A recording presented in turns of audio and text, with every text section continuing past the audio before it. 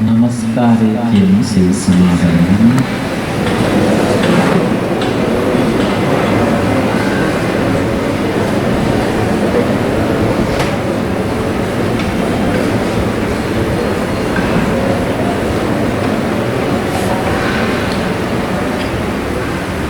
බුද්ධං සරණං ගච්ඡාමි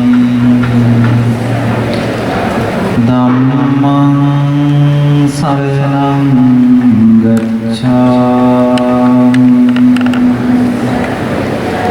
සංඝං සරණං ගච්ඡාමි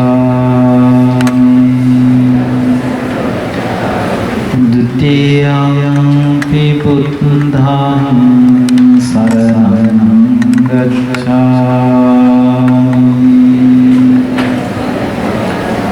ဒုတိယံ ධම්මං සරණං ගච්ඡාමි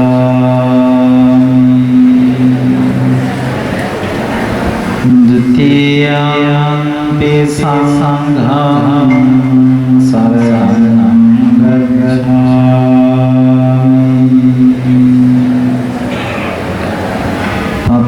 තතියම්පි බුද්ධං සරණං ගච්ඡාමි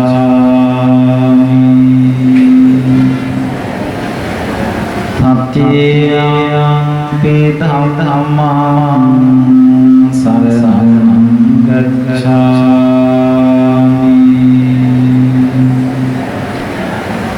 තතියම්පි සංඝං සරණං ගච්ඡාමි සරණං සම්පූර්ණං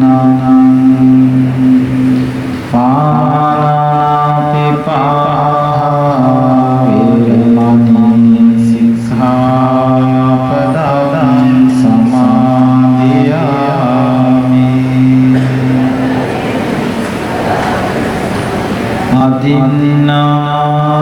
අදින්නාදාන වේරමණී සික්ඛාපදං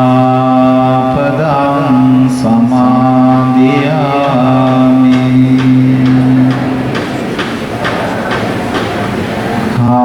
කාමේසු මිච්ඡාචාරා වේරමණී සික්ඛාපදං සමාදියාමි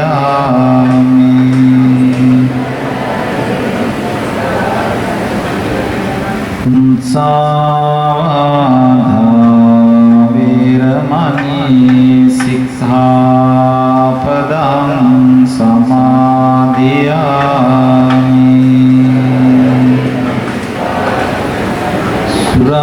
සුරාමේරය මච්ඡපමාදත්තානා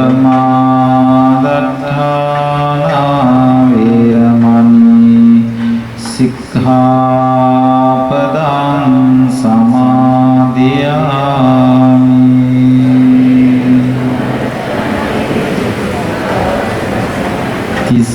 තිසරණේන සද්ධින් පංචශීලං ධම්මං සාදුකං සුරක්ඛිතං කତ୍වා අප්පමාදේන සම්පාදේ තබ්බං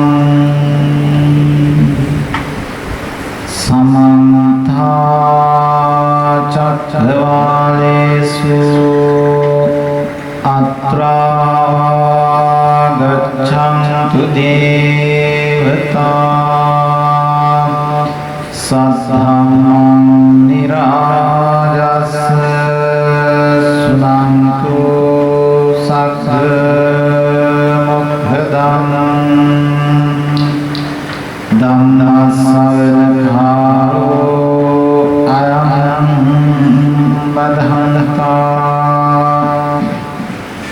ධම්මස්සවන භාරෝ අයං බදහන්තා ධම්මස්සවන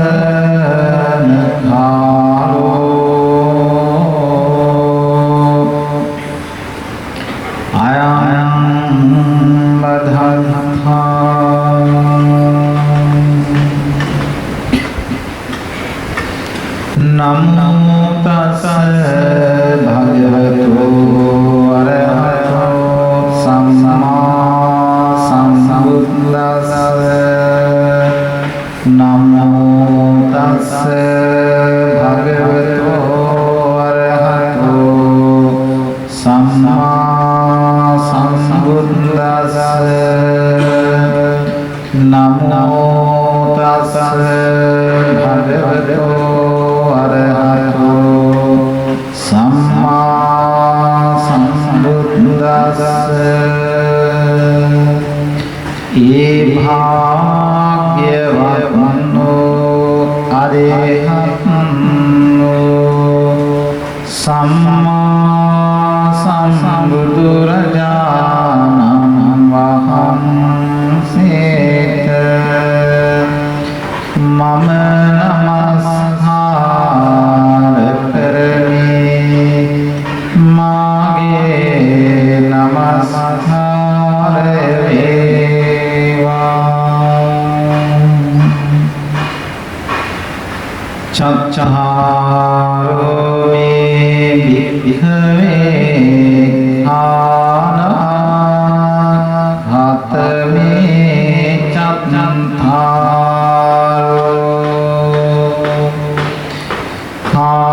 කාලේන ධම්ම සවනං කාලේන ධම්ම සාකච්ඡා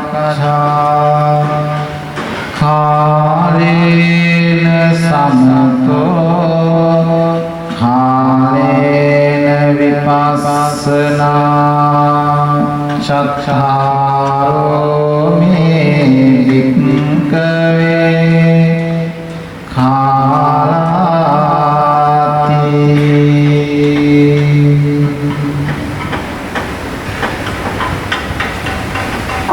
වාසවාසාත සදෙහිති පින්නතුනි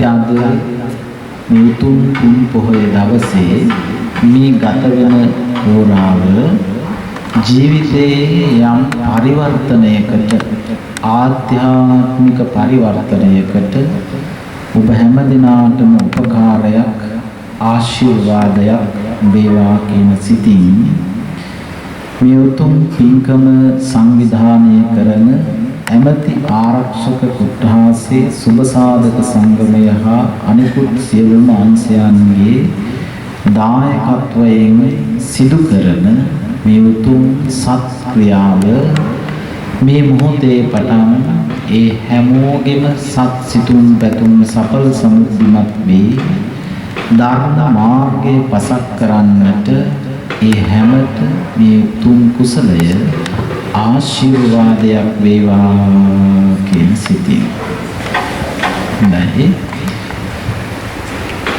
දැන් අපි ඊටාම ශ්‍රද්ධාවෙන් ගෞරවයෙන් බණ අහන්න සූදානම් වෙන්නේ. ඉතින් සෑම දේශිකානන් වහන්සේ කෙනෙක්ගේම චාරිත්‍රයක් තමයි බණට පෙර ධර්මාවවාදයක් කිරීම. ඒකට මම ඔය ඇත්තන්ගෙන් සරල ප්‍රශ්නයක් අහනවා. ඔබට මේ ලෝකේ බොරු නොකියන්නේ කවුද? උත්තරයක් තියෙනවා. බොරු නොකියන කෙනෙක් ඉන්නවා.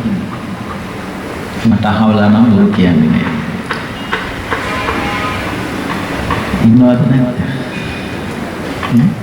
ඒ කියන්නේ හැමෝම කියන්නේ බොරු. ඇත්ත කියන කෙනෙක් නෑ. ඒකකට උත්තරේට හොඳයි නෑ අපි තව ටිකක් මෙහෙම හිතමුකෝ.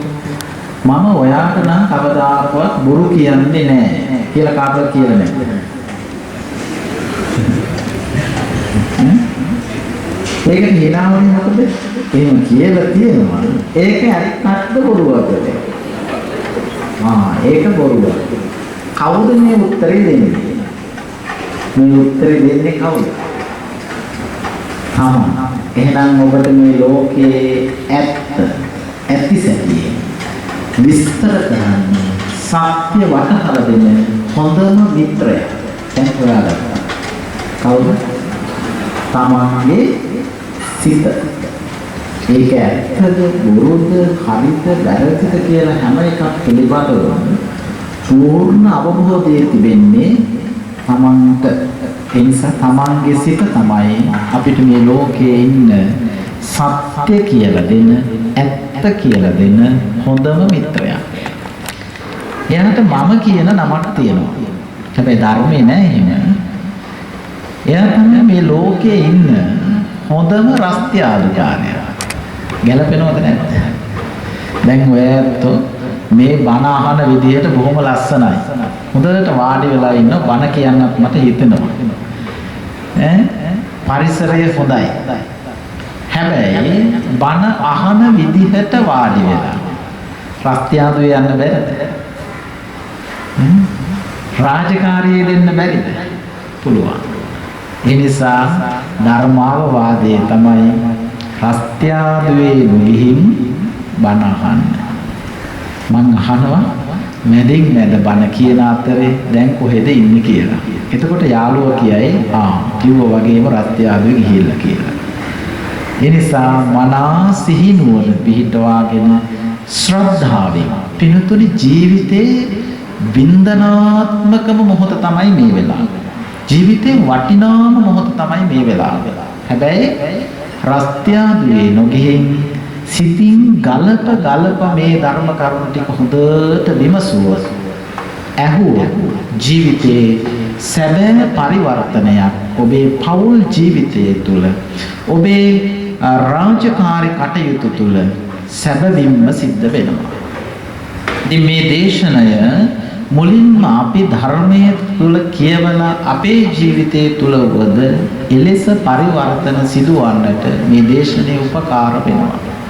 එනිසා බොහෝම ශ්‍රද්ධාවෙන්, බොහෝම ගෞරවයෙන්, බොහෝම භක්තියකින් යුක්තව මේ උතුම් පුන් පොහොය දවසේ සද්ධර්ම ශ්‍රවණය කරනවා කියන සිතින් සාදුනාදයක් පවත්වමු.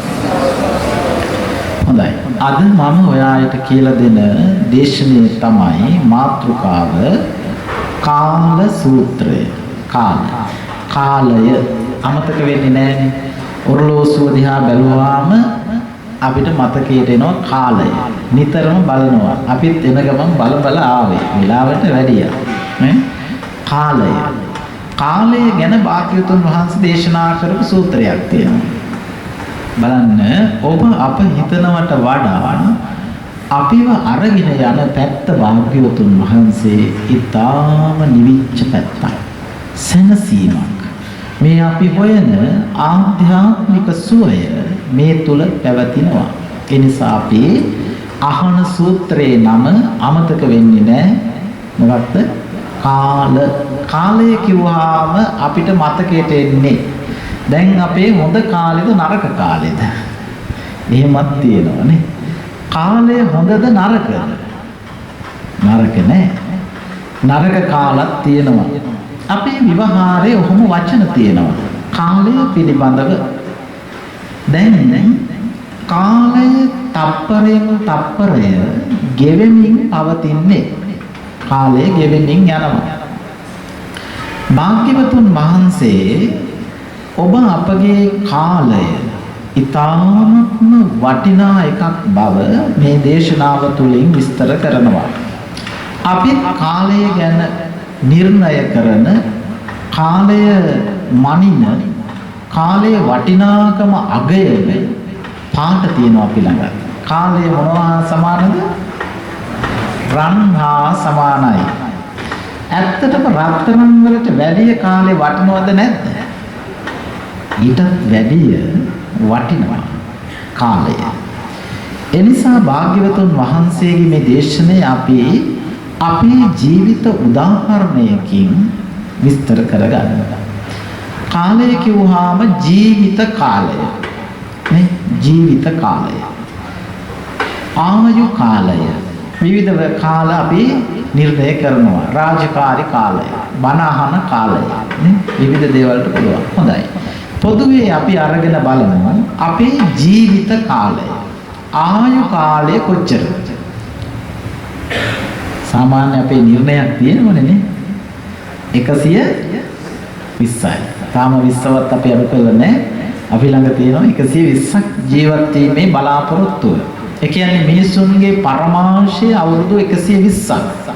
හැබැයි එහෙම ජීවත් වෙන අය බොහොම කලාතුරකින් තමයි 100 පන්නල ජීවත් වෙන්නේ. දැන් වැඩිපුර නම් ඔය අපිට අහන්න දකින්න ලැබෙනවා. වැයවුරුද්ද අවුරුදු 110 ඒ වගේ 108 ජීවත් වෙච්ච අය අපේ ජීවිතවලත් මුණ ගැහිලා තියෙනවා. නමුත් එහෙම ජීවත් වෙන අය බොහොම අඩුයි. ඒ නිසා අපි හැමෝම එක මේ කාරණේ විස්තර කරගන්න පහසු වෙන්න එක තීරණයකට එමු. අපේ ආයුෂය අවුරුදු 100යි කියලා හිතමු. කවුරුත් අකමැති නැහැ. 100ක් තියෙනවා නම් මදන්නේ. ඔව්. අපේ පරමාංශ අවුරුදු 100යි. මේ ආයු කාලය ඔයයන්ට වටහා ගන්නට පහසු වෙන්න මම පුංචි උදාහරණයක් කියනවා. පුල්ලෙන් කරන්නේ මොකක්ද? පොළනවා. පුල්ලෙන් කරන්නේ පොළනවා. හැබැයි දැන් පොළන එක ගැන දන්නෙත් නෑ සමහර වෙලාවට. නේ? පුල්ලෙන් කරන්නේ පොළන එක. ඒකට අපි වීදාල පෙළුවොත් බොල් ටික හැලෙනවා. බොල් ටික හැලෙනවා. ඒ වගේම හාල් එකතු කරලා පෙළුවොත් හොඳ හාල් ටික එකතු වෙලා බර ටික එකතු වෙනවා. ඒ නිසා කුල්ලෙන් කරන්නේ බොල් ඉවත් කරන එක.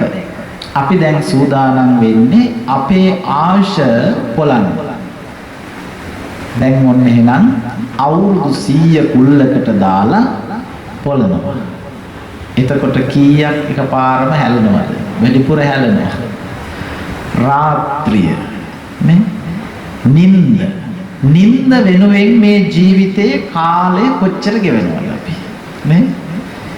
නිින්ද වෙනුවෙන් අපි සාමාන්‍ය හැටියට ගත්තොත් පොදුවේ රාත්‍රියට පැය 12ක් ගත වෙනවා.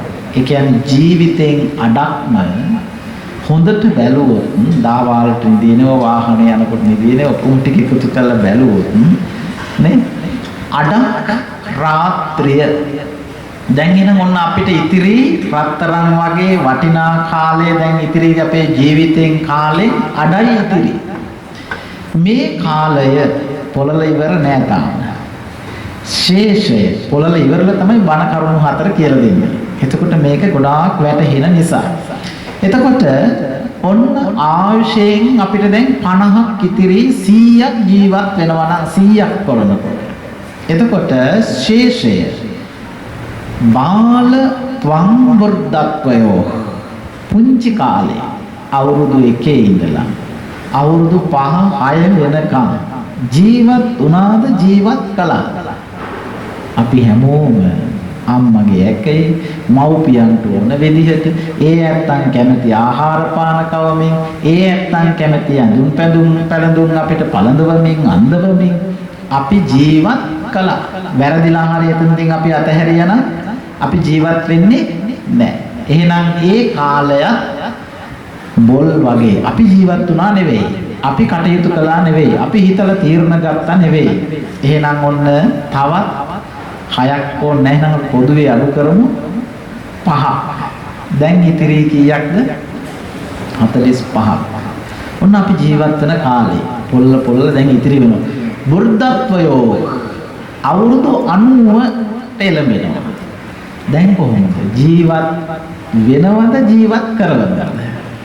එක්ක වැඩිහිටි නිවාසයේ එක්ක දරුවන් යටතේ එක්ක කාගේ හරි යටතේ වාඩි වුණොත් නැගිටින්න බෑ. නැගිට්ටොත් වාඩි වෙන්න බෑ. එහෙම කාලයක් එනවද නැද්ද? මේ තප්පර ගණන් වලින් යන්නේ ඒකට නෙවෙයිද? යනවා. එහෙනම් ඒ කාලේ ඇත්තටම බොල් වෙයිද? සරු වෙයිද? ඒ කාලෙත් බොල්. මේ අපිට ඕන විදිහට මේ කය පවත්වන්න බෑ. කැමැති කයමක් බීමක් ගන්න බෑ. කැමැති විදිහට ඉන්න බෑ. කැමැති විදිහට නිදා ගන්න බෑ. කැමැති විදිහ ගමන් බිමන් ගිහිල්ලා සතුටු වෙන්න බෑ. එහෙනම් ඒ කාලේ සරුද බොල්ද? හැලෙනවද නැද්ද? හැලෙනවා. ආන්න දැන් ඉතිරි කීයද? තව 10ක් යනවා. 45න් 10ක් ගියාම දැන් ඉතිරි අපිට 35ක්. ඔන්න අපි ජීවත් වෙන කාලේ ඇහෙන් කනෙන් නාසයෙන් දිවෙන් ශරීරයෙන් මේ ඉන්ද්‍රිය ධර්මයන් පිනවලා සතුටු වුණා කාමභෝගී ජීවිතයක් ගත කළා කියන ඔන්න අපිට දැන් 35ක් ඉතිරි. හැබැයි පොළල ඉවර නැහැ. මාන්සි නැහැ. තව ටිකක් පොළොව. හොඳට පොළලා වටිනාම ටික තමයි එකතු කරගන්න ඕනේ. රත්තරන් වලටත් වැඩි වටින කාලෙනේ එකතු කරගන්න ඕනේ, තියෙන්නට ඕනේ. එහෙනම් ඔන්න ශේෂය ව්‍යාධි ලෙඩ හැදෙනවා. ලෙඩ හැදිච්ච ගමන් උණ හෙම්බිරිස්සාව හැදුණා. කැමැති කෑමක් කන්න බෑ. කැමැති විදිහට නිදන්නට බෑ. කැමැති විදිහට ජීවත් වෙන්න බෑ. කැමැති විදිහෙන් සුවයෙන් ඉන්න බෑ. එහෙම ජීවිත කාලෙම ලෙඩ වෙච්ච වාර ගණන දවසක් දෙකක් මාසයක් සමහරක් ඔය විදිහට වර්ෂයකට මාසයක් දෙකක් ඔය විදිහට එකතු වුණොත් ලෙඩ වෙච්ච කාලේ එකිනෙකනාට වෙනස් වෙන්න පුළුවන්. පොදුවේ අපි ලෙඩ වෙන කාලේ කොච්චර තියෙනවද? මුළු ජීවිත කාලෙම සමහර වෙලාවට අපි අවුරුද්දක් දෙකක් තුනක් හතරක් සමහර වෙලාවට පහක් ලෙඩ වෙලා නැත නේ. අසනීපකම් මොයේ විදිහේ අපි කියන්නේ මේ රෝගය කියලා. අඩුම තරමින් අවමයෙන් උණසෙන් ප්‍රතික්‍රියා වෙන්න පුළුවන්. හිසේ වේදනාව වෙන්න පුළුවන්. අපිට ඕන විදිහට සුවයෙන් වැඩක් කරන්න බෑ. අපි කියමුකෝ දැන් මේ වෙලාවේ අපි හිසේ වේදනාවකින් ඉන්නවා කියලා. බණ අහන්න පුළුවන්. බෑ. නේ? බණ අහන්න බෑ අපිට. ඒ දේ අපිට දැනෙනවා. ඒක අපිට උපාදානය වෙනවා. එහෙනම් පින්නතුනේ ඔන්න එහෙනම් අපේ කාලය තවත් හොඳට පොළනකොට තවත් 5ක් විතර හැලෙනවා ලෙඩ දුක් වලට. එතකොට ඉතිරි කීයද? 30ක් ඉතිරි. දැන් මේක තම තමන් පොළන විදිහට අනුව තමන් 100ක් දාලා පොළනකොට නේ ඔය තම තමන්ට අනුව මේක අඩු වැඩි කරගන්න පුළුවන්. පස්සේ පොළන බලන්න නේ. ඊළඟට ව්‍යාධි වියෝග, අම්මා නැති වෙනවා, තාත්තා නැති වෙනවා, ස්වාමියා, ස්වාමිදියණිය, දරුවෝ, ඔය වගේ අපේ ජීවිතේට සමීප අපේ අය අපෙන් සමුගන්නවා. දින සති මාස ගණන්. ඒ විතරක් නෙවෙයි, ඔය අතරේ සුනාමි එනවා, ගම් වතුර එනවා, නායෑම් ඇති වෙනවා. නොඑක් විදිහේ අපේ රට නම් අඩුයි සුලි සුලන් ආදී නොඑක් දේවල් හිරිහැර විපත් කරදර අපේ ජීවිතවලට එකතු වෙනවා. දැන් මේ ධර්මාසනයේ 2004 වසරේ සුනාමිය දැන් ඔය ඇත්තන්ට මතකයට එනවා. හොඳයි, එහෙම විපතක් නොතිබුණා නම් මේ තප්පර ගාන ගත වෙනවද මේ බණට? නැහැ. එහෙනම් ඔය විදිහට අපේ පුටු සෙටියේ උඩට වෙලා වෙච්ච විපත් ගැන කතා කර වෙච්ච දුක් ගැන කතා කර මවගේ වියෝවය ගැන, පියාගේ වියෝවය ගැන කතා කරමින් අපේ කාලය ගෙවනවද නැද්ද? ගෙවනවා. එහෙනම් විපත් වලටත් අපි පොදුවේ 5ක් අඩු කළොත් දැන් ඉතිරි විපත් ගැන කතා කරන්න ගියොත් එහෙම ගොඩක් තියෙනවා. ඒකට 5ක් අඩු කළා හරියන්නේ නැහැ. බලාගෙන ගියාම ඔක්කොම විපත් තමයි ජීවිතේ. එතකොට ඔන්න ඒවටත් අඩු වෙලා ගියාම දැන් 25ක් ඉතිරි. 100කින් දැන් ඉතිරි 25යි. ඊළඟට පින්නතුනි ජීවිතය දුකයිද සැපයිද? උත්තරේ මොකක්ද? ඈ? සැපයිද දුකයිද? එකපාරම සැපයි කියලා කවුරුත් කිව්වේ නැහැ. ඇයි? එහෙනම් මේ ජීවිතයේ සැපයකට වඩා සැප විඳින්න බලාගෙන අපි විඳින්නෙම දුක්ද නැද්ද? දුක් විඳිනවා අපි. අනන්ත දුක් විඳිනවා අපි. නිදි වරාගෙන, දවස් ගෙවාගෙන නොඑක් විදිහින් කායික මානසික පීඩාවන් විඳගෙන අපි දුක් විඳිනවා. එතකොට දුක්ඛේ ලෝකෝ පතිට්ඨිතහ. මේ ලෝකයේ දුක මත පිහිටලා තියෙන්නේ. දුක් සහිතයි. ඒකට ಜಾති, ආගම්, කුලමල, උස්පහත්, දුප්පත් මුකුත් ભેදයක් නැහැ. එහෙනම් අපි මේ ලෝකේ අපි කියමු කොන්නාද නිවාඩුවක් ගන්නවා. සුවෙන් ඉන්න කියලා. ගෙදරට වෙලා හාන්සි පුටුවට වෙලා ඉන්නවා. පෙර වෙච්ච දුක් සහිත දෙයක් මතක් වෙනවා. හාන්සි පුටුවේ ඉඳලා සමහර වෙලාවට හිතින් අඬන වාර නැද්ද? හිතින් දුක් වෙන වාර නැද්ද? තමන්ගේ අර යාළුවා ඉන්නවද දන්නේ මේ වෙලාවේ. දැන් පැයක් කමාරක් ගත වෙනකොට යාළුවා ඉන්නවනේ නේ. එයාගෙන් අහලා බලන්න දුක් වෙන වාර නැද්ද අපි? අනන්ත තියෙනවා. එහෙනම් පින්නතුනි ජීවිතේ අපි කියමුකෝ බොහෝ සැප සුව පහසු තැනක ඉන්නවා. හැබැයි කල්පනාවට එන්නේ දුකක්. සුව පහසු සෝභාවක ඉන්නවා කියමුකෝ. කල්පනා කරන්නේ හිත පවතින්නේ දුකක. වෙච්ච පීඩාවක් ගැන හිතලා අනේ අපෝයි කියන මේ සිතුවිල්ල. එහෙනම් සුවයට වඩා හිත ඇති කරගන්නේ දුක. චේතනාවමනේ කර්මය කියලා කියන්නේ. එහෙනම් පින්නතුනි දුක වෙනුවෙනොත් අවුරුදු 5ක් විතර ගත වෙනවා. 5කට නම් වැඩි. ලෝකේ පිහිටලා තියෙන්නෙම දුක මත නම් දැන් ඔන්න චේතනාවමනේ කර්ම රැස් කරන්නේ. චේතනාව සිතුවිල්ල චේතනා සිතුවිලි විතක්ක කියලා හඳුන්වන්නේ මේ හිතේ පහළ වෙන සිතුවිලි. සිතුවිලි වලට වර්ණ තියනවද නැද්ද? දැන් මේ ආරක්ෂක මේ අත්ංගේ සිතුවිලි මොන පාටද? සිතුවිලි වලට පාට තියනවද නැද්ද? සිතුවිලි වලට පාට තියනවද නැද්ද?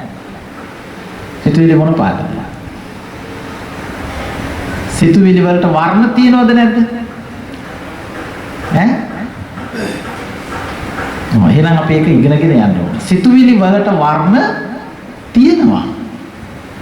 දැන් ඔය නැත්තම් සිතුවිලි වලට අනුව තමයි ඔය ශරීරයෙන් නිකුත් වන වර්ණ දෙක මේ වෙලාවේ පවතින්නේ. බුදුරජාණන් වහන්සේගේ ශරීරයේ ෂඩ් වර්ණ නිකුත් වෙච්ච බව අපි අහලා තියෙනවා. පොතපතෙන් ඉගෙනගෙන තියෙනවා නීල පීත ලෝහිත ඕදාත මාංජේෂ්ඨ ප්‍රභාස්වර. ඉතින් අපි ඒ භාග්‍යවතුන් වහන්සේගේ ශරීරයෙන් නිකුත් වෙච්ච ෂඩ් වර්ණ ගැන අපි අහලා තියෙන දේ. අද සයිබීරියාව කියන රටේ ඉන්ටර්නෙට් එක ඔස්සේ ඔයයන්ට සර්ච් කරලා බලන්න පුළුවන්. සයිබීරියාව කියන රටේ පර්යේෂණයක් කරලා තියෙනවා, යන්ත්‍රයක් නිපදවලා තියෙනවා. ඒ යන්ත්‍රයට මේ ඇඟිලි පහ ටච් කරාට පස්සේ අපි දැන් තරහෙන් ඉන්නවා කියමුකෝ.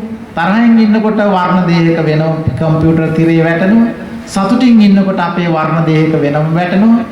එහෙනම් සිතුවිලි වලට දැන් වර්තමානයේ හොයාගන්න උදාහරණයකුත් තියෙනවා. බුදුරජාණන් වහන්සේගේ ශරීරයේ ෂඩ්වර්ණ නිකුත් වෙච්ච බවත් අපි අහලා තියෙනවා. දැන් එතකොට සිතුවිලි වලට තියෙනවා මොනවද? වර්ණ. වර්ණ වලට අගයක් තියෙනවද නැද්ද? අගයක් තියෙනවනේ. ලා රතු, රතු, තද රතු. වඩාත් ප්‍රබල තද රතුනේ. ලා රතු. කේන්ති ගිහිල්ලා වගේ. පේන්නේ නැහැ. කේන්ති ගිහිල්ලා. හොඳටම කේන්ති ගිහිල්ලා රතු කට්ට පැනලා. දැන් එතකොට මේකේ වෙනසක් තියෙනවද නැද්ද? තියෙනවා. අන්න එහෙමනම් සිතුවිලි වලට අනුව වර්ණ තියෙනවා. වර්ණ වලට අගයක් තියෙනවා. අගයට ශක්තියක්, පව එකක්, හයියක්, ජවයක් තියෙනවා. එහෙනම් දැන් සිතේ ප්‍රබල සිතුවිලි හට ගන්නකොට කුසල සිතුවිලි හට ගන්නකොට ඒ සිතුවිලි වල ශක්තිය වර්ණ දේහක හැටියට මේ වෙලාවෙත් අපේ සිතෙන් නිකුත් කරමින් සිටින්නේ. එහෙනම් චේතනාහම් භික්ඛවේ කම්මං වදාමි. භාග්‍යවතුන් වහන්සේ දේශනා කරන්නේ චේතනාවම කර්මය කියලා කියනවා.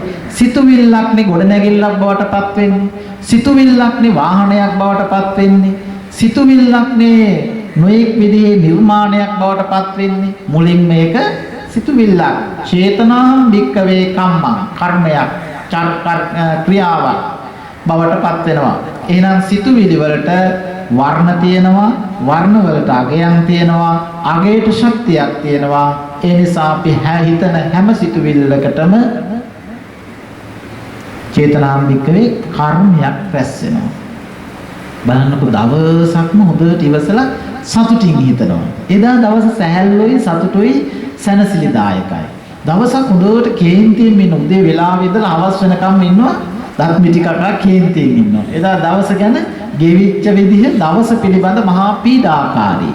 එහෙනම් පින්නතුනි භාග්‍යවතුන් වහන්සේ දේශනා කරනවා මේ හිතට චේතනාව නිසා පීඩාවගෙන දෙමින් දුකගෙන දෙමින් ගත කරන කාලය හොඳට ගලපලා බැලුවොත් අවුරුදු 5ට නම් වැඩි.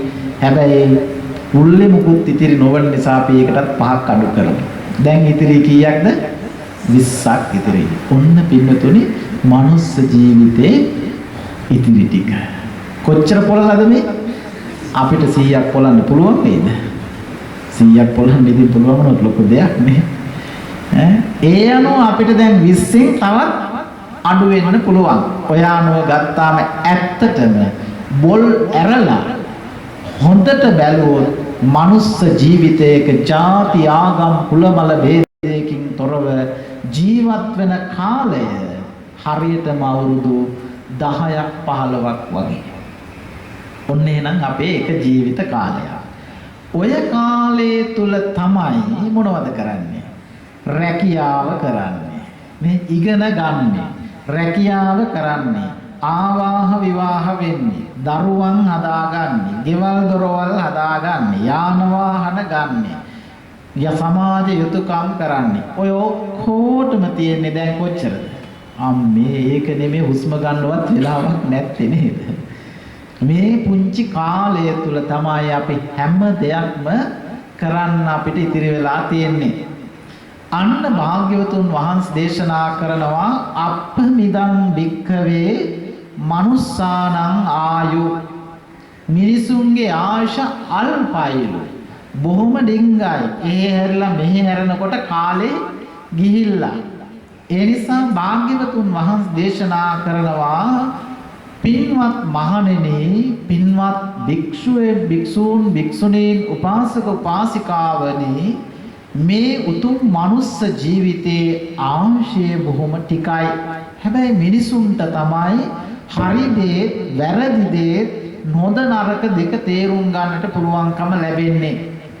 ඒ නිසා බුදුරජාණන් වහන්සේ දේශනා කරනවා ඔය කුල්ලේ රැකී ආරක්ෂා කරපු දරුවන් හදා වදාගත්ත, ගෙවල් දොරවල් හදාගෙන යාන වාහන ගත්ත කාලෙත් නිකන් ඇත්තටම අපිට යනකොට අරගෙන යන්න දෙයක් නෑ එතනත්. එක් එක්කෙනා වෙනුවෙන් ඔය ඉතිරි වෙච්ච අවුරුදු 15ක වගේ කාලය අපි දානය කළා. දරුවෝ වෙනුවෙන්, ස්වාමියා වෙනුවෙන්, ස්වාමි දියණිය වෙනුවෙන්, නොයෙක් විදිහේ කටයුතු රාජකාරිය වෙනුවෙන්, අධ්‍යාපනය වෙනුවෙන් කැප කළා. භාග්‍යවතුන් වහන්සේ විමසනවා පින්වත් මහණෙනි, ඔබට ජීවිතේ මෙන්න මේ කියන කාලේ ඉතිරිද කියලා බලන්න කියලා. දැන් ඔන්න අර යාළුවගෙන් අහලා බලන්න ඕන මට මෙන්න මේ කාලේ කොච්චර තියෙනවද කියලා. ඒකට හේතුව මොකක්ද කියලා පස්සේ උන්වහන්සේගේ දේශනාවට අනුව අපි විස්තර කරලා දෙන්නම්. කාලේන ධම්ම ශ්‍රවණං, බණ අහපු කාලේ කොච්චර තියෙනවද? අවුරුදු 5ක් නෑ 15යි නේ ඉතිරි නේ. ඇත්තටම හිතට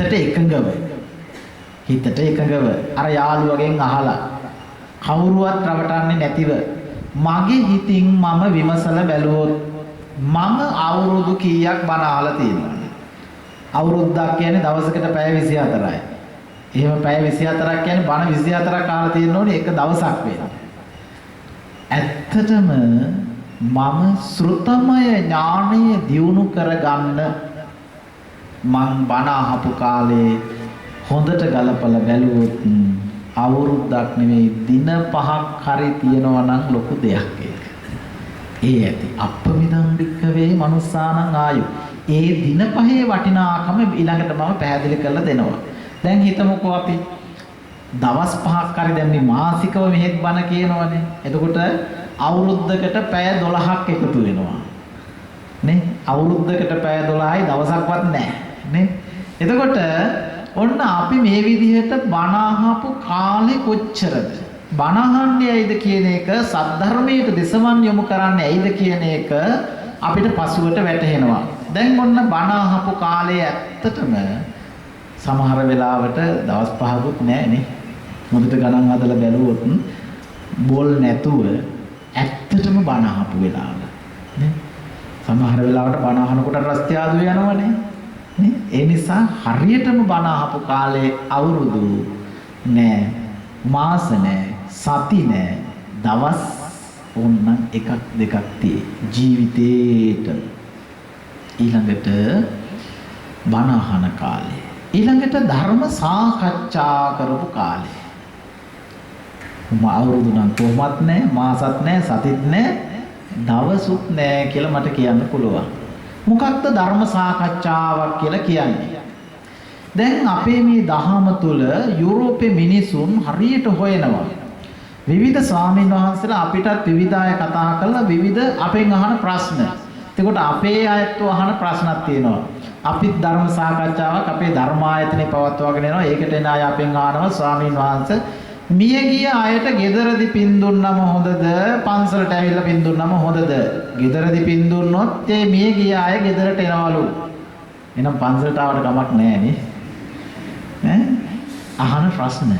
ඒ කියන්නේ මිය ගිය අයගෙන් කරදර තියෙනවා කියලා දැන් හිතට ලොකු විශ්වාසයක් තියෙනවා. වැරදිලා හරි පින් දෙනකොට ඇවිල්ලා පෙරේත වුණොත්වත් කරදර කරයි. ඔන්න අපේ ධර්ම සාකච්ඡාවේ ඇහෙන ප්‍රශ්න. යුරෝපයේ මිනිස්සු 3-4 දිනක් අපි සමග ධර්ම සාකච්ඡා කරනවා මේ නෙට් එක හරහා.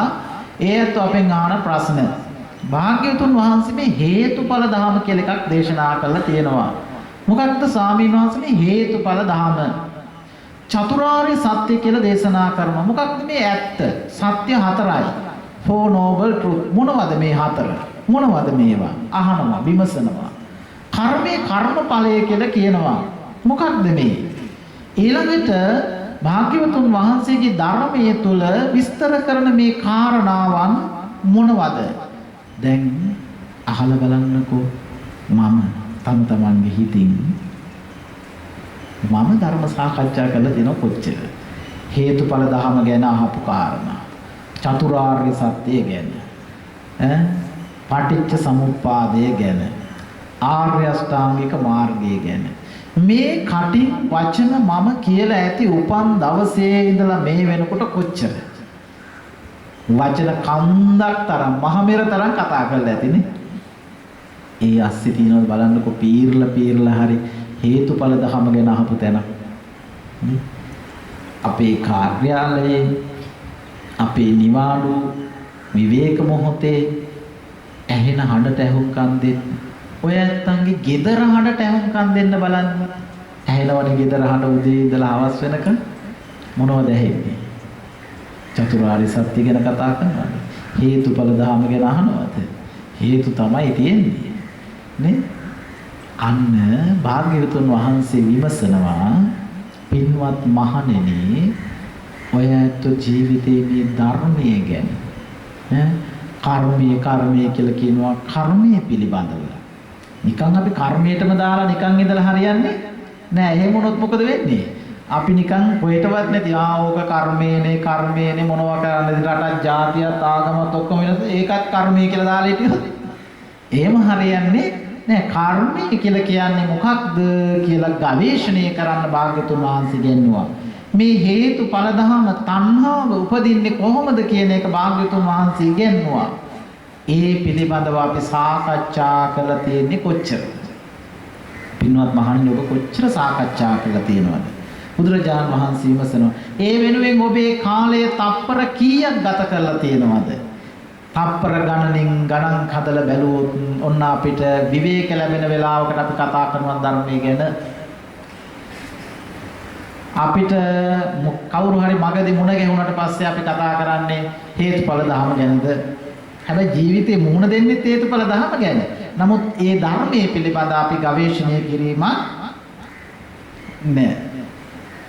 අපි කියමුකෝ අවමේ පන්සලට ගිහිල්ලා හාමුදුරුවොත් එක්ක කතා කරන්නේ මොනවා ගැනද? යාළුවෝගෙන් අහලා කියන්න බලන්න. හේතුඵල ධහම ගැනද? චතුරාර්ය ස්වාමීන් වහන්සේ මට මේ චතුරාර්ය සත්‍ය තේරෙන්නේ නැහැ මට කියලා දෙන්නකෝ. කියලා අහුව කෙනෙක් ඉන්නවා නම් අත උස්සන්න බලන්න. ආර්ය අෂ්ටාංගික මාර්ගය මට තේරෙන්නේ නැහැ ස්වාමීන් වහන්සේ මේ ධහමේ උගන්වන ආර්ය අෂ්ටාංගික මාර්ගය මොකක්ද මේ ආර්ය අෂ්ටාංගික මාර්ගය? කියලා අපි විමසපු තැනක් තියෙනවා නම් විමසලා බලන්න, අහලා බලන්න. ඔන්න අපිට ඒ කාලේ තියෙනවද නැද්ද කියලා හිතන්නට පුළුවන්. අපේ ධර්මායතනයේට එක කාලිකාව අපේ පෙරේර මහත් දන්නවා ඇති පළාත හැටියට කිව්වොත් සීල අලංකාර මාවතේ හමුදාවේ හිටපු කැප්ටන් කෙනෙක් උදේශාන්ත කියලා. එතුමා ඇවිල්ලා එතුමා කතෝලික කෙනෙක්. මගෙන් විමසුව දේ තමයි ස්වාමීන් වහන්සේ මට ධර්ම ගැටලුවක් තියෙනවා. සුද්ධාෂ්ටකය ආශ්වාසයේ සහ ප්‍රශ්වාසයේ ක්‍රියාත්මක වෙන්නේ කොහොමද? එයාගේ ප්‍රශ්නය. එතකොට එයා ධර්මයේ කොච්චර හොයලා තියෙනවද? මෙහා ඉන්ටර්නෙට් එක හරහා සූත්‍ර පිටකේ නොඑක් විදිහේ සූත්‍ර කියවලා හොඳට අත්හද බලපු කෙනෙක්. හැබැයි හමුදාවේ ඉහළ නිලධාරියෙක්. ඒ වගේම බොහෝ සංයමයක් ඇති, බොහෝ හික්මීමක් ඇති. අවසාන මොහොතේ මරණ මංචකයේදී එතුමා පිළිකාවක් ඇදලා මිය ගියේ. මරණ මංචකයේදී එතුමා අවසානට අපිට කියපු එක තමයි ස්වාමීන් වහන්සේ මට තෙරුවන් සරණ යන්න ඕන. මමට පන්සිල් සමාදන් වෙන්න ඕන අවසාන මොහොතේ. එතකොට එතුමා අවබෝධයෙන් මේ ධර්මය ගවේෂණය කළා, සාකච්ඡා කළා. ඉතින් අපේ පන්සලක ස්වාමීන් වහන්සේ කෙනෙක් මුණ ගැහෙන්න ගියත් ඔය ධර්මයේ ගැන කතා කරනු අඩුයි. ඒ නිසා හාමුදුරුවෝ පොතපත කියවන්නේ නෑ, රාක්කේ නම් තියෙනවා. ඒ නිසා අපි විමසන්නට ඕන. අපේ ධර්මඥානය දියුණු කරගන්නට නම් අපි මෙන්න මේ කියන මූලික කාරණා සාකච්ඡා කරන්නම ඕන. හේතුඵල ධම ගැන, චතුරාර්ය සත්‍ය ගැන, ආර්ය අෂ්ටාංගික මාර්ගය ගැන මේ කියන මූලික දහම් කරුණු සාකච්ඡා කරලා දැනගෙන ඉන්නට ඕන. අන්න ඒ සඳහා ඔබ ගත කරපු කාලය කොච්චර තියෙනවද? අන්න ඒ ටික තමයි කුල්ලේ පිළිවෙන රන් මිනි මුතු වලට වඩා වටිනා කාලය. දැන් ඔන්න බණ අහපු කාලේ නම් දවස් දෙකක් හරි තියෙනවා. ධර්ම සාකච්ඡා කරපු කාලේ අවමයෙන් පන්සලේ ගිහිල්ලා ධර්ම සාකච්ඡා කළා නෑ. වෙන දේවල් තමයි අහලා තියෙන්නේ. නේ? නිකන් අර යාළුවගෙන් නිකන් අහලා බලන්න මං කිව්වට විශ්වාස කරන්න එපා. ඊළඟට පින්වතුනි ඊළඟ කර්ම දෙක ගැන කියනුම කවරේද? ඊළඟ එක තමයි සමත භාවනාවක් කරපු කාලය. කොච්චර තියෙනවද? දැන් මේ ඉන්න ඔබට මට මම සමත භාවනාව පැය කීයක් වඩලා තියෙනවා. සමතේ කියලා කියන්නේ ජීවිතේ සැනසෙල්ල ඇති කරන තැනක්. ජීවිතේ හැම ගැටලුවකටම ප්‍රශ්නයකටම නොබියව ශක්තිමත්ව ඔබ දැන් මුහුණද අපේ ප්‍රශ්න වලට මුහුණ දෙනවා කියලා කියන්නේ. හැබැයි ඔබේ ප්‍රශ්නේ නැවත ප්‍රශ්නයක් නොවන්නට චිත්ත ඒකාග්‍රතා සමතා, සිතේ සමාධිය, සිතේ එකලස් බව, එකම අරමුණක පවතිමින් සිත ක්‍රියාවට නගන්නේ කී දෙනෙක්ද? විවිධ ප්‍රශ්න ආශ්‍රේනේ අපි හැම එකටම උත්තර දෙන්නේ. දැන් මේ වෙලාවේ අපේ හිත රස්ත්‍යාදුවේ නොගිහින් බණ අහන්නට යොමු කරන්නට යම් කෙනෙකුට ශක්තිය ලැබුණා නම් ඒ මනසේ පරිවර්තනයක් සිදු වෙනවමයි නිසකයෙන්ම කාලය මුල් කරගෙන. එහෙනම් පින්තුනේ අපි තරහෙන් ඉන්න කාලේ. සමහරට ගෙදර ඉඳලාමනේ තරහෙන් අපේ කාලේ නිකන් ගෙවල නැද්ද? සමහර වෙලාවට එළි වෙනකම් රෑ ඉඳලා එළි වෙනකම් දවල් තිස්සේ අපේ මේ වටිනාම කාලය අපේ දුම්නසින්, පීඩාවෙන්, ව්‍යසනයෙන්, විපතින් ගෙවලා දානවා. ඩිංගයි තියෙන්නේ අවුරුදු 15. උපරිමයෙන් මොන්තර ඔයාලා ගත්තොත් 100ක් ගත්තොත් නේ. එහෙනම් පින්තුනි භාග්‍යතුන් වහන්සේ උගන්වනවා හිතේ සමාධියකින්, හිතේ සුවයකින් හැමෝම එකට එකතු වෙලා බුද්ධ වන්දනාවක් හරි කරලා ටිකක් වෙලා හරි මනස සුවපත්ව තියාගන්න, සුවයෙන් මනස පවත්වන්නට, මනසට සහනයක්, සැනසෙල්ලක් දෙන්නට බොහෝ කරුණු ගවේෂණය කරන මනස එකම අරමුණක් තුළ ශික්ෂණයකට, හික්මවීමකට කොච්චරනම් අපේ කාලය අපි ගත කරලා තියෙනවද? දැන් ඔන්න සමත භාවනා කරපු කාලේ කොච්චර තියෙනවද කියලා තමන් තමයි අහලා දැනගන්න ඕනේ. මට අවුරුදු මෙච්චරයි, අවුරුදු නැහැ, දවසුත් නැහැ, මාසත් නැහැ, නේ සතියකුත් නැහැ. අඩුම තරමින් එක පැයක්මාරක් හරි අර කුල්ලේ ඉතිරි කරගත්තොත් ඒක ජීවිතේ මහා ජයග්‍රහණයකට උපකාරයක්. ඊළඟට භාග්‍යතුන් වහන්සේ විමසනවා හතරවෙනි කාලය කාලේන විපස්සනා, විදර්ශනා භාවනාව සඳහා කාලය කොච්චර යෙදුවද? දැන් මේ භාවනාව කියන එක ජීවිතේම භාවනාවක් තමයි. ජීවිතයේ අවබෝධයෙන් ගත කරන්නට භාග්‍යවතුන් වහන්සේ බුද්ධෝත්පාද කාලයක විතරක් අහන්නට, දකින්නට, දැනගන්නට ලැබෙන භාවනා ක්‍රමයක් විදර්ශනාව. ඇත්තටම මේ ජීවිතයේ ඇත්ත මොකක්ද? සත්වයේ හට ගැනීමේ ඉඳලා උපතේ ඉඳලා මරණය දක්වා මේ ස්කන්ධ පංචකය ඇති වෙවි නැති වෙවි යන මේ ධර්මතාවයේ පිළිබඳව යථා අවබෝධයකට එළඹිලා මනස සැහැල්ලුවෙන් පවත්වා ගන්නේ කොහොමද කියන එක විදර්ශනා භාවනාවෙන් උගන්වනවා. අපි මේ කොතෙක් ධර්මයේ දැනගෙන හිටියත් අපේ ළඟින්ම ඉන්න කෙනෙක්, අපි ගොඩක්ම කැමති කෙනෙක් මිය ගියොත් හිත චලනය වෙනවද නැත්? කම්පණය වෙනවා, පීඩාවකටපත් වෙනවා. ආන්න ඒ වෙලාවෙත් දැන් හිත පීඩාවටපත් වෙලා කම්පණයටපත් වෙනකොට සිතින් නිකුත් වෙන චිත්ත තරංගවල වර්ණ දෙයක වෙනස් වෙනවා. මරණයේදී මේක සිදු වීමේදී එයා දුගතිගාමී වීමේ අවස්ථාව ප්‍රබල ඒට ඇති ඉඩකඩ වැඩියෙන් පවතිනවා. ඒ නිසා මේ හිත සැහැල්ලුවෙන් සතුටින් පවත්වා ගන්නට භාග්‍යවතුන් වහන්සේ ගෙන්වා විදර්ශනා භාවනා වඩපු කාලේ කොච්චර තියෙනවද? දැන් ඉතින් අර යාළුවගෙන් අහලා බලන්නකෝ, මම මෙච්චර කාලයක් විදර්ශනා භාවනා පුහුණු කළා. එහෙම කියන්න තියෙනවද කාලේ? කුල්ලේ ඉතිරි වෙයිද?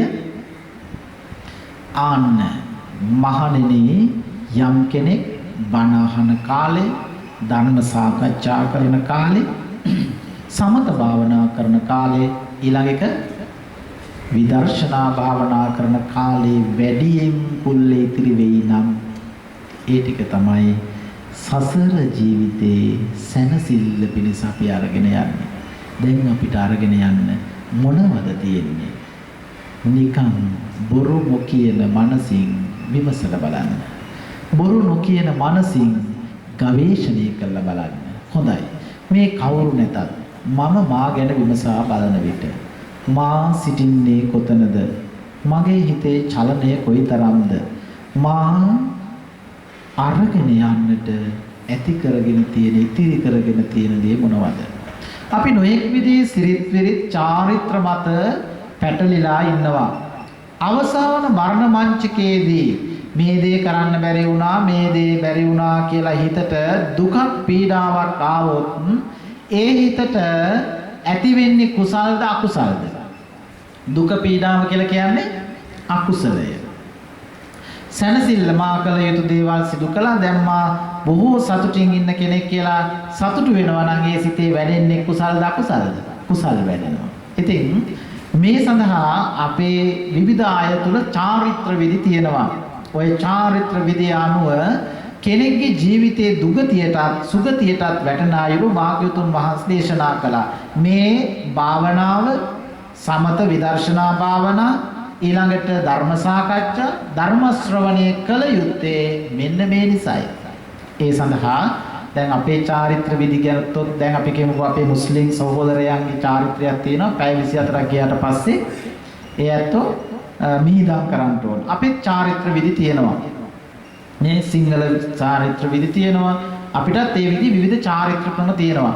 මව්පියන්ට සලකන චාරිත්‍ර විදි තියෙනවා. ඔය වගේ දෙයක් අපෙන් මග හැරුණොත් ස්වාමියාට සලකන විදිය, ස්වාමි දියණියට සලකන විදිය යම් දවසක ඒ පීඩාව අපේ හිතට එනවා නිසකයෙන්ම. ඒක සෝබා දහමේ න්‍යායක්, ධර්මතාවයක්. ඉතින් මේ කොහෙවත් අපේ උදාහරණයක් නැතුව එදා භාග්‍යවතුන් වහන්සේ දවස භාරතයේ එක් බ්‍රාහ්මණ ජන කොට්ටාසයක් හිටියා. දැන් සිංහල ගත්තත් සිංහල අය අතර තියෙනනේ බෙදීම් නේ. උඩ රට සිංහල, පාත රට සිංහල ඔය වගේ. එතකොට ජන කොට්ටාසයක් හිටියා බ්‍රාහ්මණ. ඒ එක කොට්ටාසයකට නියම වෙලා තිබුණා චාරිත්‍රයක්. අවුරුදු 60 සම්පූර්ණ වෙනකොට අපි විශ්‍රාම යනවානේ. ඒ අයට තිබුණා අවුරුදු 60 සම්පූර්ණ වෙනකොට වනගත වෙන්නට ඕන.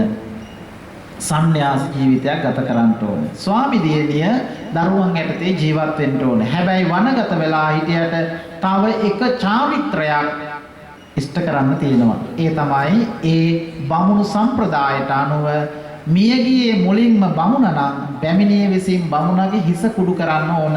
ඒක චාරිත්‍රය. මියගියේ බමුණගේ. බැමිණිය මියගියේ නම් බමුණා විසින් ඒ චාරිත්‍රය ඉෂ්ට කරන්න ඕන. ඒකෙන් බමුණු සම්ප්‍රදාය තුල ඉගන්වලා තිබුණා ඒ බමුණා විසින් කරන ඒ චාරිත්‍රය නිසා මියගිය කෙනත් සුගතියට යනවා, මැරෙන්න ඉන්න මමත් ඊළඟට සුගතියට යනවා. අවසාන චාරිත්‍රය යම් මේකෙන් ඉෂ්ට කරගන්න බැරි වුණොත් හිතට ලොකු කනස්සල්ලක් ඇති වෙනවා. තමන්ගේ සම්ප්‍රදායට අනුවනේ කනස්සල්ලක් ඇති වෙනවා. දැන් බමුණෙක් මේක සම්ප්‍රදායක බමුණෙක් මේවා සම්පූර්ණ වෙලා වනගත වුණා. අවුරුදු 5-6ක් ගත වුණා. හොඳට භාවනා කළා. කැලෑවට ගිහිල්ලා හිත නිදහසේ පවත්වාගෙන බවුන් වැළුවා. බැමිණිය ගැන අර තිබුණු චාරිත්‍රය ගැන මතකයේ තිබුණ හැබැයි ඒ ගැන මතකයේ ගිලිහිලා ගියා. අවුරුදු 6-7ක් ගත වුණා. ඒ ගැන විමසලා බලනකොට බැමිණිය ඊට කලින් අවුරුදු 2-3කට කලින් මිය ගිහිල්ලා. දැන් ඉතින් මොකක් පොඩි කරන්නද? ඔළුව පොඩි කරන්නද? මේ චාරිත්‍රය කරන්න බෑ. තමන්ගේ බමුණු සම්ප්‍රදාය තුළ හැම තැනම හැම කෙනෙක්ගෙම ගිහිල්ලා ඇහුවා. මට මෙන්න මේ චාරිත්‍රය විතරක් ඉෂ්ට කරන්න බැරි වුණා. ඒ නිසා මම දුගතියකට යයිද? මගේ බැමිණිය දැන් දුගතියකද? ඔව්. ඔබ මේ චාරිත්‍රය කළේ නැතිනම් අනිවාර්යෙන් ඔබ දුගතියම තමයි. ආයෙක ගැන කතා කරන්න දෙයක් නැහැ. හැම කෙනෙක් ළඟටම ගියා. අවසානයේ බුදුරජාණන් වහන්සේ ළඟට යන්න තීරණය කළා. බුදුරජාණන් වහන්සේත් මේවට පිළියම් දෙනවා කියන එක ආරංචිය ලැබුණා. බුදුරජාණන් වහන්සේ ළඟට ගිහිල්ලා විමසුවා, භාග්‍යතුන් වහන්සේ අපේ සම්ප්‍රදාය තුල නම් මට දැන් ගැලවිලා නෑ. හැබැයි ඔබ වහන්සේට මට යම් පිහිටක් විය හැකිද? මගේ බැමිණිය මිය ගියා. ඇයගේ හිස කුඩු කිරීම අපේ සම්ප්‍රදායේ චාරිත්‍රයක්. ඒක මට ඉෂ්ට කරන්න බැරි වුණා. ඒ නිසා මට මේ සඳහා මගක් නෑ. මම හරි දුකින් පීඩාවෙන් ඉන්නේ. අනේ මේක විතරනේ මට කරන්න බැරි වුණේ කියලා. හොඳයි. කලබල වෙන්නට එපා. ගිහිල්ලා මැටි මුට්ටි දෙකක් අරන් එන්න කිව්වා. දැන් මේ වෙනකන් සිතුවිලි පහට ගත්තේ බැමිණිය දුගතියක මමත් දැන් දුගතියට යනවා කියන චේතනාම්බෙක්ක වේ කම්මං වදාමිනේ. දැන් මෙයා ගීත පැඩ කරන්නේ මොනවද? මුට්ටි දෙකක් හොයාගෙන එන්න. එහෙම ලක් පිපුණා වගේ. ඇයි අර ප්‍රශ්නේ ඔක්කොම බිමින් තියව බුදුහාමුදුරුවෝ. නේ අපිටත් දේවාල වලට ගියාම කියන්නේ ඔය වගේ වැඩ නේද? නේ? එතකොට අපේ හිතේ තියෙන ප්‍රශ්නේ පැත්තකින් තියලා දැන් වෙන සිතුවිලි හට ගන්න පටන් ගත්තා. අයියෝ ඒක එච්චර ලොකු අමාරු වැඩක් නෙමෙයි මම අරගෙන එන්නම්. අනිකට ගිහිල්ලා මැටි මුට්ටි දෙකක් අරගෙන ආවා. හොඳයි බ්‍රාහ්මණය. ඔය එක මුට්ටියක ගල් කැට පුරවන්න. අනිත් මුට්ටියේ පුළුන් පුරවන්න. දෙකම කඩපින් බැදලා කඩක් හදා ගන්න. දැන් බමුණා හනිකට මේ කටයුත්තේ යෙදෙනවා. දැන් හිතේ හරි සතුටින් අනේ මේ මිදීමේ ක්‍රමයක් තමයි භාග්‍යතුන් වහන්සේ මේ කියන්නේ. ඒක තමයි භාග්‍යතුන් වහන්සේ මුළු ලෝකයාටම ශාස්ත්‍රෝ කියලා කියන්නේ. දැන් හරි සතුටින් මේ කටයුත්තේ යෙදෙන ගමන් කල්පනා කරනවා. දැන් චේතනාම්බික්කවේ කම්මං වදාවි. චේතනාවට අනුව තමයි දැන් හිතෙන් සතුටක් ඇති වෙන්නේ. පෙර තිබුණු අකුසලයේ හිතෙන් ඉවත් වෙලා හිත සතුටින් පවතින වෙලාවේ බමුණා මේ දේ සිද්ධ කළා. ස්වාමීනි ඔබ වහන්සේ කී විදිහට පිළියෙල කළා. හොඳයි බ්‍රාහ්මණේ. එහෙමනම් ඔය ටික අරගෙන ගිහිල්ලා ගංගානන් නදියේ ධනක් පමණ ජලයේ තියෙන තැනක ගිල්වන්න. ගිල්වලා අර හිස පොඩි කරන්න ගන්නවා කිව්වා නේද පොල්ලා. ආන්න ඒක අරගෙන දිය දෙබෑවලා යනකම් අර මුට්ටි දෙක පොඩි වෙනකම් ගහන්න කිව්වා. දැන් බමුණට හරියට ගැලපුණා. බුදුරජාණන් වහන්සේට කිව්වෙත් නෑ මේ හිස පොඩි කරන කතාවක්. එහෙනම් හිස පොඩි කරන්න බැරි වුණාට දැන් මුට්ටිය හරි පොඩි කරලා දුකට වැටෙන්නේ නැතුව ඉන්න පුළුවන්. මගේ බැමිණියක් දැන් සුගතියට යනවා. මටත් එන සුගතියට යන්න පුළුවන් කියලා දැන් බමුණාගේ හිත ඉහි මලක් පිපුණා වගේ සතුටටපත් වුණා. බමුණා කී පරිදිම දුන්න අවවාද අනුශාසනා පරිදිම ගඟේ ධනක් පමණ ජලයේ ඇත්තනක මුට්ටි දෙකම ගිල්වලා පුළුන් තියෙන එකෙත් වතුර පෙරුණාම ඒකත් ගිලනවා. ගිලුණාට පස්සේ අරගෙන කිව්ව පොල්ල අරගෙන දිය දෙපෑ වෙනකන් ජලයට දෙපෑ වෙනකන් ගහලා මුට්ටි දෙකම පොඩි කළා. දැන් බමුණා වයසයිනේ අවුරුදු 67ක් විතර වෙනවනේ ඔය කියන විදිහට. හරි මහන්සි. මහන්සි නිසා ගම් වෙරළේ වාඩි වුණා. වෙරළේ වාඩි වෙලා ඉන්නකොට ටික වෙලාවකින් අර පුළුන් ගඟේ ඉහළට කර මුට්ටි තිබුණු පුළුන් ටික ගඟේ ජලයේ මතු පිටට ඇවිල්ලා පහළට ගසාගෙන යන බව දැක්කා. තව ටික වෙලාවක් යනකොට ගංගානන් නදියේ ජලය හරි හිමින් ගලා බසින්නේ. ටික වෙලාවක් යනකොට පැයක් හමාරක් ගත වෙනකොට අර මඩ වෙලා නැතිනම් කැළඹිලා තිබුණු බොර වෙලා තිබුණු ගතිය නැති වෙලා අර මුට්ටි කුඩි කරපු තැන ඒ මුට්ටි වල කුඩු කෑලි සහ ගල් කැට ටික දකින්න ලැබුණා. දැන් චිත්‍රයක් හැටියට ඔය ඇත්තට සංඥාව පේනවනේ. ආන්න මේ දිහා බලාගෙන බමුණා කල්පනා කළා අනේ බුදුහාමුදුරු කිව්ව විදිහටම වැඩේ කළා යන්න ඕන දැන් ප්‍රතිඵල ගැන අහලා බලන්න. වහා බුදුරජාණන් වහන්සේ මුණ ගැහෙන්න යනවා. බුදුරජාණන් වහන්සේ විමසනවා මේ තරම් මොකද ප්‍රමාද? භාග්‍යතුන් වහන්සේ මට හරි වෙහෙසයි. මම ඒ නිසා වෙරළේ වාඩි වෙලා හිටියා. හොඳයි මොනවද බමුණ ඒ වෙලාවේ දැක්කේ? මම දැක්කා ස්වාමීනි භාග්‍යතුන් වහන්සේ අර පුළුන් ටික මේ ජලයට එකතු වෙලා ඉහළට නැගිලා ගසාගෙන යනවා. එතකොට අර ගල් කැට් ටික ඒ ටික භාග්‍යතුන් වහන්සේ අර වැල්ලෙම ගිලිලා තැන් වල තියෙනවා මම දැක්කා. හොඳයි බමුණ. දැන් එතකොට ඔබට තේරෙනවද මේ ලෝකයේ ධර්මතාවයක්? ඒක සිද්ධ වෙන්නේ සබා දහමේ න්‍යායට අනුව කවුරුන්වත් කරන කියන දෙයක් නෙවෙයි, කාගේවත් මෙහෙයවීමක් නෙවෙයි. සබා දහමේ න්‍යාය ජාති ආගම් කුල මල ભેදයකින් තොරව ස්වභාව දහමේ න්‍යාය කුමක්ද? සැහැල්ලුදී ඉහළට ගමන් කරනවා. එහෙනම් අපි ජීවිතේ රැකියාව, කාර්යාලය, විවාහ ජීවිතේ කොතනක ජීවත් වුණත් කොහොමද ජීවත් වෙන්න ඕනේ? සැහැල්ලුවෙන් ජීවත් වෙන්න ඕන. හැබැයි අපිට නැත්තෙමත් ඒක නේ. සැහැල්ලුව නැති වෙන්න හේතු අර කාල හතර අපේ ජීවිතේ අඩු නිසා. එහෙනම් යම් කෙනෙක් හැම වෙලාවෙම මට අර දේ කරන්න බැරි වුණා, මේක කරන්න බැරි වුණා, අනේ දෙවියනේ කියලා මහා දුකකින් පීඩාවකින් ඉන්නවනම් අපි එදාට කියනවා මගේ ඔළුවට නිකන් වරයි වගේ, අර ප්‍රශ්නයයි මේ ප්‍රශ්නයයි ගොඩයි. හැබැයි හැම දෙයක් පිළිවෙලින් කරගෙන යන කෙනාට එහෙම ප්‍රශ්න නැහැ. සෑල්ලු මනස. එතකොට බමුණාර කියන ප්‍රශ්නේ නිසා මහා පීඩාවකින් හිටියා. ඒ නිසා බමුණ යම් කෙනෙක් දුගතියට යන්නේ, සුගතියට යන්නේ චාරිත්‍රයේ සිරිත මත නෙවෙයි, ඔහුගේ සිතුවිලි වල ක්‍රියාත්මක වෙන ස්වરૂපය අනුව. මහා බරකින් නම්, මහා දුකකින් නම් උන දුක නිසා රැස් වෙන වර්ණ දේහක අනුව ගැළපෙන තැන් වලට යනවා. ඒක ස්වභාව දහමේ න්‍යායක්. ඒ නිසා පින්නතුනේ මේ සිත හැම තප්පරයකම අවසාන සුසුම දක්වාම ඊටාම සැහැල්ලුවෙන් සතුටින් සොම්නසින් පවත්වන්නට ඕනේ. ඒක පවත්වන්නට බෑ කියලා ඔබ කියයි. ඒට හේතු බණ අහපු කාලේ අඩු නිසා, ධර්ම සාකච්ඡා කරපු කාලේ අඩු නිසා, ඊළඟට සමත භාවනාව කරපු කාලේ අඩු නිසා, විදර්ශනා භාවනා කරපු කාලේ අඩු නිසා තමයි අපේ ජීවිතයේ සැහැල්ලුව අපිට නැති වුණා නම් නැති වුනේ. ඒ ටික අපේ ජීවිතයට එකතු වෙන තාක් අපේ ජීවිතයේ සැහැල්ලුව ඇති වෙන්නේ නැහැ. ඒ නිසා වැඩියෙන් කුල්ලේ ඉතිරි කරගන්න ඕන මොනවද? බණ අහන කාලේ, ධර්ම සාකච්ඡා කරන කාලේ, ඊළඟට සමත විපස්සනා භාවනා කරන කාලේ. ඔබ හිතයි අපි මේව කොහොමද කරන්නේ කියලා.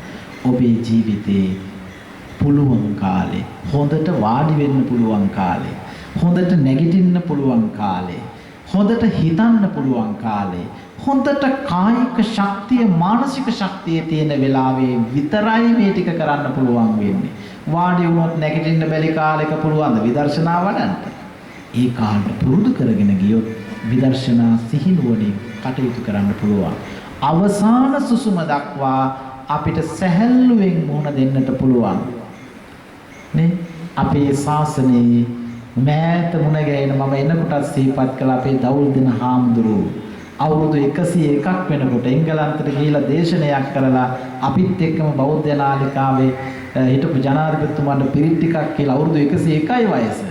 හැබැයි හදාගත් හිත, සැහැල්ලු හිත, අරතරන් දුර්වල වුණු කය පවත්වන්නේ ඒ සිතේ ශක්තියයි. ඔය මෑත ඊයේ පෙරදා උදාහරණය. ඒ නිසා පින්නතුනි සැහැල්ලු සිත සුවගෙන දෙනවා. නියුණු සිත, නිසල සිත, ශාන්ත සිත හරියට බහින්න පහසු, මිහිරි, සිසිල් ජරය පිරි පොකුණක් වගේ. ඔබ වටා ඉන්න ස්වාමියා, ස්වාමි දියණිය, දරුවෝ ඔබේ සිතේ නිවීමේ සිසිල වින්දනය කරනවා. ගෙදර දොර සිසිලෙන් සුවයෙන් පිරෙනවා. ගුණධර්ම වලින් පිරෙනවා. සැහැල්ලුව, සතුට, සාමය, සමගිය, නිදහස මරණ මංචකයේ දක්වාම අරගෙන යන්නට පුළුවන්. සිසිල්, පිරිසිදු, බැසීමට පහසු ජලයේ පිරුණු පොකුණක් මෙන් සිත බාහිරින් පැමිණෙන රාග, ද්වේෂ, මෝහ, මදමාන, ඊර්ෂ්‍යා, ක්‍රෝධ, වෛරාදී පාපී අකුසල් සමග නොගැටී, නොඇලී, නොබැඳී සැහැල්ලුවෙන් පවත්වන විට සුවය, සැනසීම, භාග්‍ය, නිර්වාණ අවබෝධය, ධර්මාවබෝධය සැලසෙනවා. ඔබ හැම දිනාටම ඒ උතුම් ධර්ම මාර්ගයේම පසක් වේවා කියලා ආශිර්වාද කරනවා. මේ ධහමේ යථාවත් පින්නතුනි ඒකමයි. මේ දර්ශනය යම් කෙනෙක් මොන කුලයෙන් ඇවිල්ලා බ්‍රාහ්මණ කුලයෙන්, ශාස්ත්‍රීය කුලයෙන්, ශුද්‍ර කුලයෙන් මොනවයම් කුලයකින් ඇවිල්ලා මේ ධහම ගවේෂණය කළත්, යුරෝපයෙන් ඇවිල්ලා මේ ධහම ගවේෂණය කළත්, අපේ අම්ම කෙනෙක් තාත්තා කෙනෙක් මේ ධර්මයේ ගවේෂණය කළත් මේ සැහැල්ලුවමයි ඇතිවන්නේ. මේ සිතේ නිවීමමයි ඇති වෙන්නේ. ඒකට ಜಾති, ආගම්, කුල, මල, උස් පහත් කිසිදු ભેදයක් නැහැ. සිසිල් දිය පිරුණු වෙලට සතර දෙසෙන් ආපු කවුරු නමුදු පිපාසිත ග්‍රීෂ්මයේ තැවෙන ඕනම කෙනෙක් ස්නානය කරලා ජලය බිව්වහම එයාට සුවයක් දැනෙන්නාක් මෙන් යම් කෙනෙක් මේ කාල වැඩි කරගත්තොත් මොන කාලද? සත්‍යාදු කියන දේ දැන් කියන්න පුළුවන්. බණ අහපු කාලේ, ධර්ම සාකච්ඡා කරපු කාලේ, සමත භාවනා, විදර්ශනා භාවනා වඩපු කාලේ වැඩි කරගත්තොත් කුල්ලේ ඒක රම් මිනි මුතු වලට වඩා වටිනවා. අප්පමිදම් වික්කවේ මනුස්සානං ආයු. අවුරුදු 15යි ඔක්කොටම තියෙන්නේ. දැන් කොච්චර තියෙනවද කියලා තම තමන්ගෙන් විමසලා බලන්න. ඒ අනුව වහවහ අප්‍රමාදේන සම්පාදේත, අප්‍රමාදීව මේ උතුම් අවබෝධය ඇති කරගෙන සැහැල්ලුවෙන්, සතුටින්, සැනසීමෙන් නිවන් පුරය කරාම සිත මෙහෙවන්නට, නිවීම සැනසීම කරාම, ඒ නිවීම සැනසීම ඔබේ නිවස තුලම අත්දැකීමින්, ඔබේ චිත්තාභ්‍යන්තරය තුලම අත්දැකීමින් සැනසෙන්නට ඔබට මේ උතුම් ධර්ම කරුණු ටික උපකාරයක්ම වේවා කියලා ආශිර්වාද කරනවා. ඉතින් මීට වැඩි බණ කියන කාලේ නෙවෙයි, දැන් පැයකට වැඩි කාලයක් ගත වුණා. ඉතින් බොහෝම ශ්‍රද්ධාවෙන් ඔයත් සදහම් ශ්‍රවණය කළා.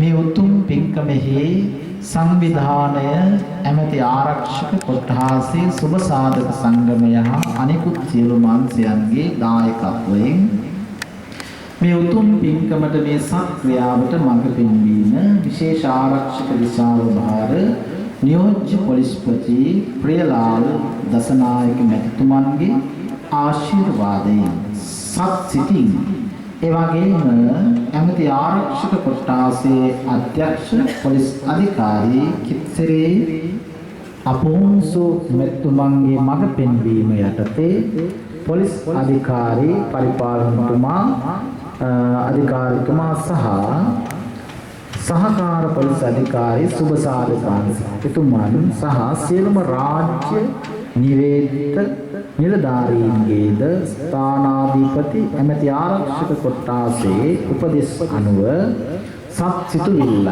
යහපත් සිතක් අරමුණු ඇති කරගෙන ඒ සත් සිතුවිලි තුළ ඇති වෙච්ච අරමුණු ඇමති ආරක්ෂක කොට්ඨාසයේ නිලධාරීන් සහ නිලධාරිනියන්ගේ ආධ්‍යාත්මික වර්ධනය සිදු කිරීම. ඉතින් අරමුණ බොහොම හොඳයි නේ. ආධ්‍යාත්මික වර්ධනය තුල තමයි භෞතිකයේ තුල සැනසෙල්ල තියෙන්නේ. ගිහි ජීවිතයක් තුල සැනසෙල්ල තියෙන්නේ. මනසේ උසස් දියුණුව තුලමයි. චිත්තේන නියති ලෝකෝ. මේ ලෝකය කියලා කියන්නේ සිතයි අරගෙන යන්නේ. අද දවස් සිතයි ගත කරන්නේ. සිතයි මේ කය මෙහෙවන්නේ. සිත මුල් වෙලායේ සිතුවිලි හටගන්නේ. මනෝ පුබ්බංගමා ධම්මා මනෝ සිට්ඨා මනෝමය. මනස හිතන සිතුවිල්ලට අනුව තමයි ජීවිතයේ දිව්‍ය තලයක් වන්නේ, ජීවිතයේ අපායක් වන්නේ. ඒ නිසා අරමුණ ඊ타ත්ම ශ්‍රේෂ්ඨයි. ඇමති ආරක්ෂක කොට්ඨාසයේ නිලධාරීන් සහ නිලධාරීන්ගේ ආධ්‍යාත්මික වර්ධනය කිරීම ඒ එලෙසින්ම සිදු වේවායි ආශිර්වාද සිදු කරනවා. ශ්‍රී ලංකා පොලිසියට 2018-9 දිනට වසර 152ක් පිරීම නිමිත්තෙන් පොලිස් සේවයේ යෙදී සිටියේදී මිය ගිය සියලුම නිලධාරිනියන් හට පින් පැමිණවීම සහ සියලුම ආබාධිත පොලිස් නිලධාරිනියන් හට සෙත් ප්‍රාර්ථනා කිරීම. ඉතින් ලංකාව තුල මේ පොලිස් නිලධාරීන්ගේ සේවය අති මහත් කටයුත්තක්, සමාජ සුබ සාධනයක්, සමාජ සංහිඳියාවක් ඇති කරනවා. අපි පොලිසියේ බොහෝ ගුණ යහපත් මහතුන්ගේ සත් ක්‍රියාවන් නොඑක් අවස්ථාවන් වලදී දැකලා තියෙනවා. දැන් මේ ඊයේ පෙරේදා ඔයත් දකින්නට ඇති එක දුගියෙකුට පිහිට වෙච්ච ආකාරය, පිහිට වුණු ආකාරය. ඉතින් මේ පිළිබඳව කියන්න වෙලාව නෙවෙයි. ඉතින් බොහෝම සත් ක්‍රියාවන් ඇතිවන්නේ නම් ඒ සත්පුරුෂ සිතුවිල්ලක උසස් ගුණයයි. ඉතින් ඒ උදාර සේවයේ යෙදිච්ච අවුරුදු 152ක් සපිරන වෙලාවේ සේවයේ නියුතුව සිටිය මියගිය හැමෝටමත් සේවයේ නියුතුව සිටින සියලු දෙනාටමත් සියලු සත් සිතුම් පැතුම් දියුණු වේ ඇත්තන්ගේ ආධ්‍යාත්මික ගුණ වර්ධනය සිදු වේවා. සේවයේදී සිටින සියලුම නිලධාරිනියන් හටහා ඔවුන්ගේ පවුල් සමාජිකයින්ට සිත ප්‍රාර්ථනා කිරීමේ මේ උතුම් සත් ක්‍රියාව ඇති කරගෙන මේ උදාාර පින්කම සිද්ධ කරන්නේ. ඉතින් ඒ අනුව මේ දිසාව එහෙමත් ඇතිනම් විශේෂ ආරක්ෂක දිසාව භාර නියෝජ්‍ය පොලිස්පති ප්‍රියලාල් දසනායක මැතිතුමන්ගේ හා ආරක්ෂක කොට්ටාසේ අධ්‍යක්ෂ පොලිස් අධිකාරී කිත්සිරේ අපොන්සු මැතිතුමන්ගේ මඟ පෙන්වීමත් ඒ වගේම පොලිස් අධිකාරී තුමා සහ සහකාර පොලිස් අධිකාරිතුමාගේ සියලුම රාජ්‍ය නිලධාරීන්ගේ ස්ථානාධිපති ඇමති ආරක්ෂක කොට්ටාසේ උපදෙස් අනුව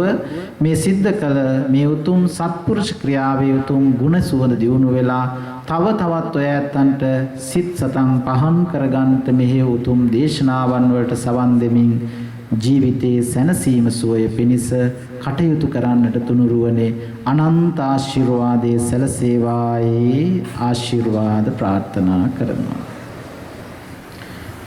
සියලු දෙවියන්ට හැමෝම එකට එකතු වෙලා පින් දෙමු.